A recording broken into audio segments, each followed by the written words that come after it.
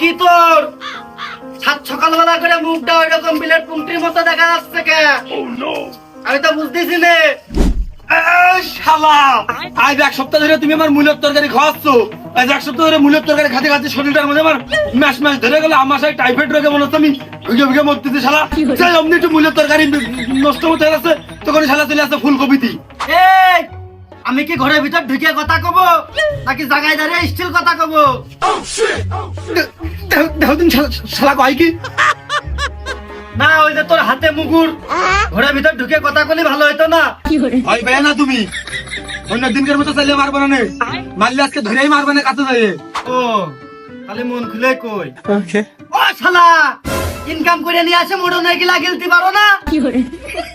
কি আর কব তোর কাছে যাও মারা যাচ্ছে না, ঘরের মধ্যে ঢুকে মারবেন দৌড় তুই তো ছেলে মারা যাচ্ছে না। হ্যাঁ কি আর কবা তুমি, তোমার তো কোনো কাজ কাম নেই, সারাদিন খাবা দাবা আর শুধু আসলে কাজ করে বেড়াবা আর আমার পুঙায় লাগবা। থাক আজকে আর তোর সাথে নেটা করলাম না, কিন্তু এই দুপুরের রক্ত কিংবা রাইতে রক্ত আমাদের গোস্তলে ভাত না দিয়েছিস তোর কান আমি ছিঁড়ে ফেল দেবো। হ্যাঁ গোস্ত গোস্ত তো তুমি ফ্রিজের ভিতরে রেখে দিয়ে গিলে, ওই সর্বোচ্চ আজকে মূলো আর ওই ফুলকপি বাদ দিয়ে ওই পালন শাকের উপরে আমি আর উঠতে পারি না। শালা ফুলকপি পালন শাক মূল্য খাই আমি আমার বন্ধুদের মধ্যে যাইতে পারি না, আমার পেটের মধ্যে কিরম গ্যাস গ্যাস ভাব হয়।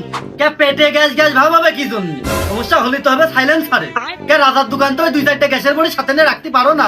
শালার মারতে চাইলাম না, আমার মারতে পারে এ শালা সাইলেন্সারে যা আমি গেছে গ্যাসটা কমিন দেবে রই। দুপুরের রক্ত রাত্রি রক্ত তুই খাইছ নে, আমি খাবো না নে। তুই 2 বেলা না খালি তো আরো দেরি হইলো। যা তুই যা, তোর কোন খালি গোস্ত ভাত নিয়ে বসে রয়েছে সেই জায়গাতে তুই রাত্রির বেলা দুপুর বেলা খেয়ে আসবি। যা তুই।